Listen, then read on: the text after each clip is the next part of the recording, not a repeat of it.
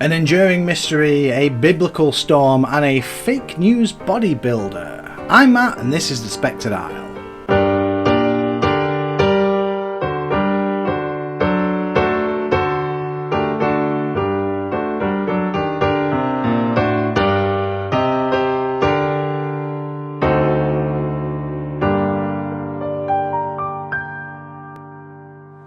Welcome to the Spectred Isle, a channel dedicated to the myths, mysteries and malcontents that inhabit these great isles of Britain. Help! I'm trapped in a PowerPoint presentation! I'm wanting to fancify the video content a little more, and I've got some videos coming up where I want to include more stuff than just pictures and blocks of text, so I'm trying out a new format. Also, I needed to fill some space, so even though I swore I wouldn't do the whole push for likes and subscriptions thing, as you can see, I clearly have done it. But I did put it in Old English so it fits a bit more with the channel, so you have that. Anyway, today is the second of our mysteries series, and this one is one that has inspired several works within modern culture, most notably a Gerard Butler film of all things. Sadly, I'm not discussing a time machine that takes you back to medieval England, but instead the mysterious disappearance of 3 lighthouse keepers in one of the remotest parts of Scotland.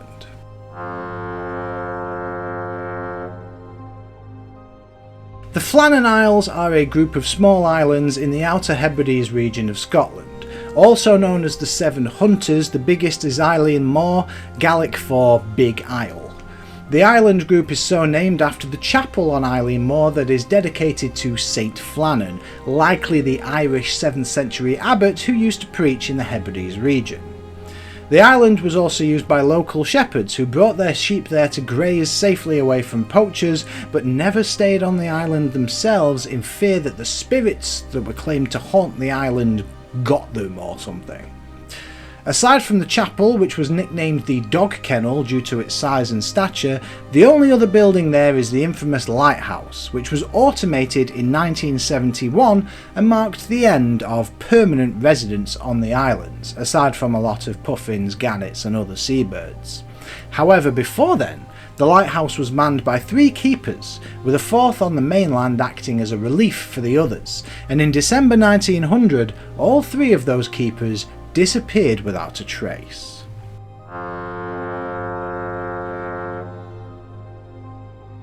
Just over a year since it was first lit, the Eilean Mor lighthouse was manned by 3 men, James Ducat, Thomas Marshall and Donald MacArthur.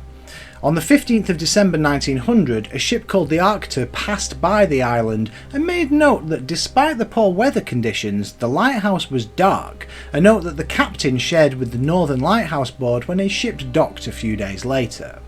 The relief ship Hesperus, carrying some new supplies, and the relief keeper Joseph Moore, was meant to be sent to the island on the 20th of December, but due to a heavy storm in the area, it didn't get there until the 26th of December.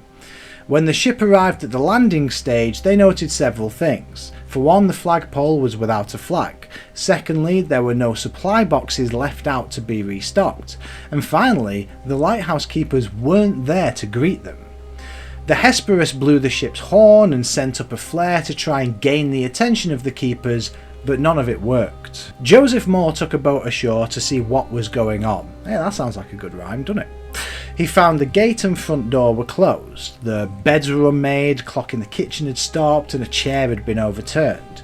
There was evidence of a meal on the kitchen table that had only been half eaten. Only one of the 3 keepers' coats was still hung up, and yet there was no evidence anywhere of the keepers, either within the lighthouse or on the surrounding island. The only suspicious thing they found on the island itself was that the west landing showed some damage from the recent storm, bent railings, a broken box, ripped turf and dislodged rocks.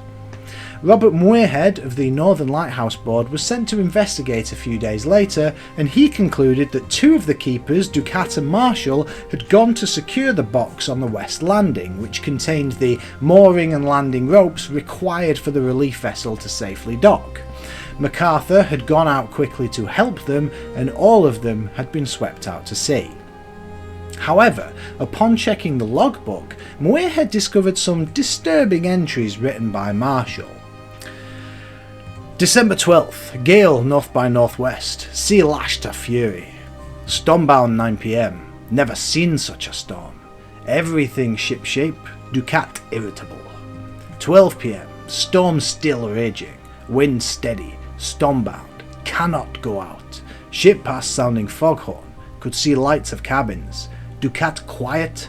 MacArthur crying. December 13th. Storm continued through the night.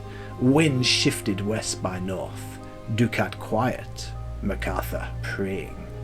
12 noon. Grey daylight. Me, Ducat and MacArthur prayed. December 15th, 1 PM. Storm ended. Sea calm. God is over all.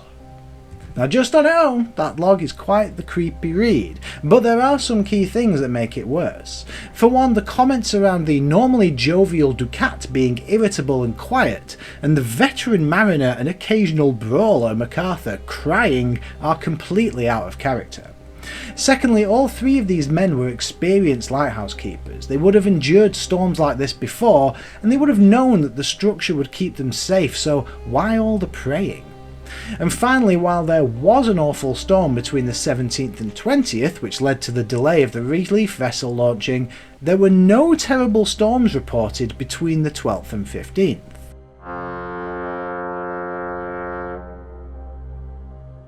Several theories abound around what happened to the lighthouse keepers, ranging from it being a tragic accident through to malevolent intervention. The clearest and most accepted theory is they were simply washed into the sea. That was a conclusion Robert Muirhead came to, and most other researchers into the story. There are some holes, or at least acceptances, you have to make for this story, which I'll come on to later, but it does seem to be the most reasonable idea.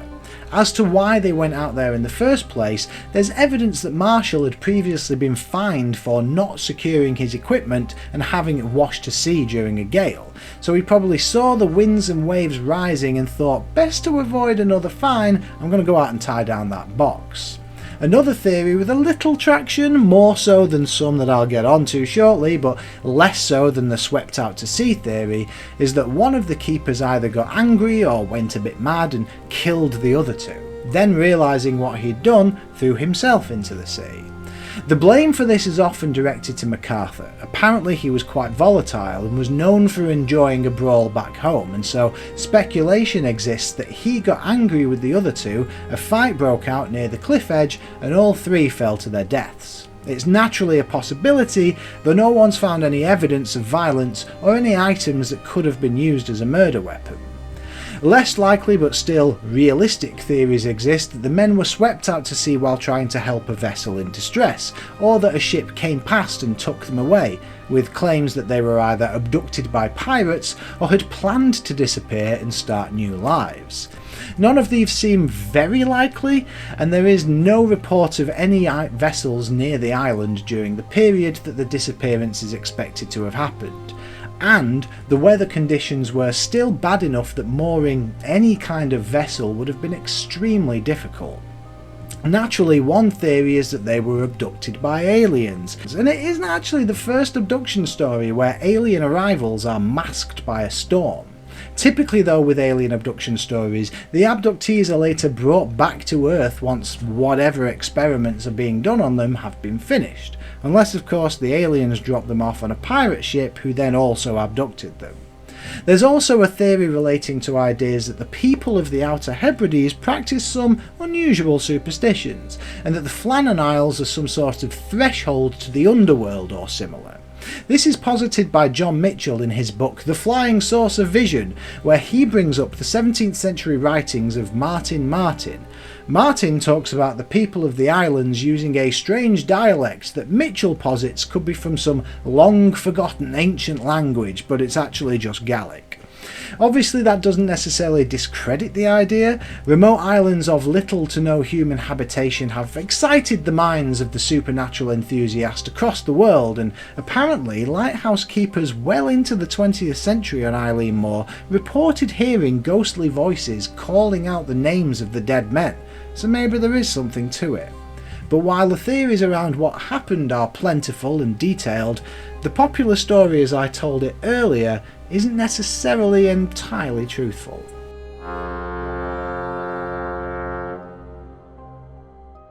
To be honest, the title of this section is a bit of a misnomer. Nobody actually knows what the real story is, though some likely conclusions have been made. However, we do know which parts of the popular story are embellished and were added to later.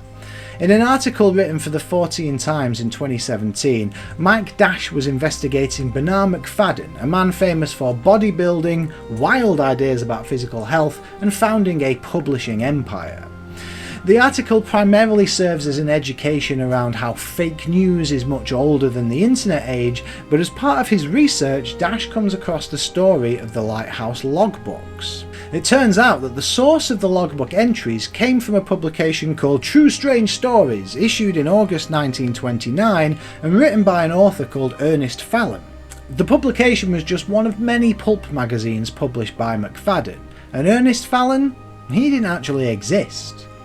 The actual archives of the Northern Lighthouse Board and newspapers at the time confirmed that the logs only went up to the 13th of December. There were some chalk notes written on slate, jotted down to be transferred into the logbook later on, and they did go up to the 15th of December, but only until 9 AM. Equally, as Dash points out, logs like this are for recording weather and events, something that will be scrutinised by superiors to Marshall, the alleged author of the logbooks and the most junior of the three, and it's not a personal journal. There's no room for poetic omens or comments on colleague behaviour, something Marshall would have known. Drums in the deep, this ain't. Mike Dash also wrote a separate paper around the vanishing of the Lighthouse men, and in it raises several other notable embellishments. For one, while the story claims that the weather was calm during the days of the disappearance and that the Great Storm didn't hit until the 17th to 20th of December, this isn't exactly true. Yes, the big storm did hit after the supposed disappearance date, it was catastrophic, and it likely caused the damage to the railings and such on the landing. But that doesn't mean the weather was calm before then. He quotes the testimony of Captain Holman of the Arctur, the steamer that noticed the light wasn't lit, where he describes the weather as clear but stormy.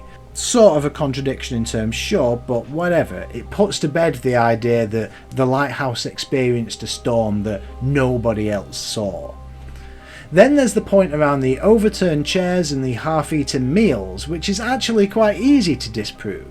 Now, these were likely extra details added by Wilfred Wilson Gibson in his 1912 ballad Flannan Isle, as Joseph Moore is even quoted as saying, "The kitchen utensils were all very clean, which is a sign that it must be after dinner sometime they left," a sentiment echoed by Robert Muirhead during his investigation.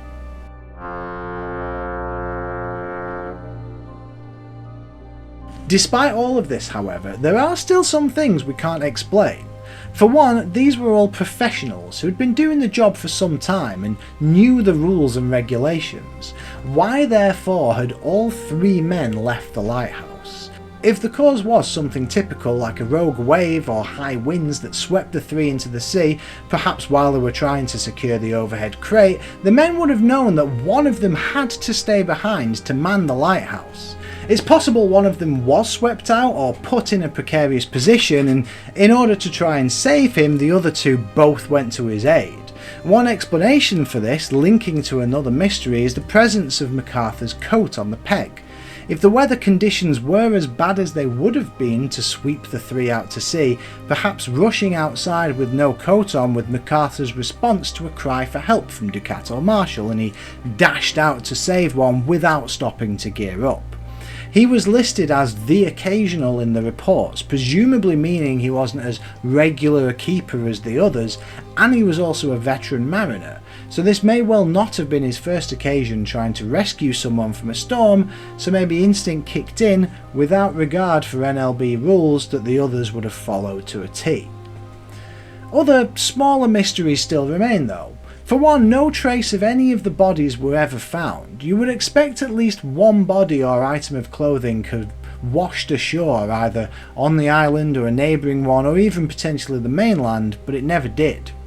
Secondly, even though another veteran keeper, Walter Aldebert, was able to prove that 200-foot waves did crash against the island at times, is it really that likely that two happened in quick succession, enough to both put one in a precarious position and then the second to come and wash all three keepers away afterwards? Also, if MacArthur did dash out of the lighthouse without his coat because there wasn't any time to put it on, how did he find the time to close the kitchen door, front door and the gate during his mad rush to save his colleague? Naturally, it's up to you whether you choose to believe this was an unfortunate accident, an elaborate setup, or the work of aliens or supernatural creatures or mad island people, but as I always say, a world bereft of magic and mystery is a boring world to live in. Stay safe, stay sane, and have a good one.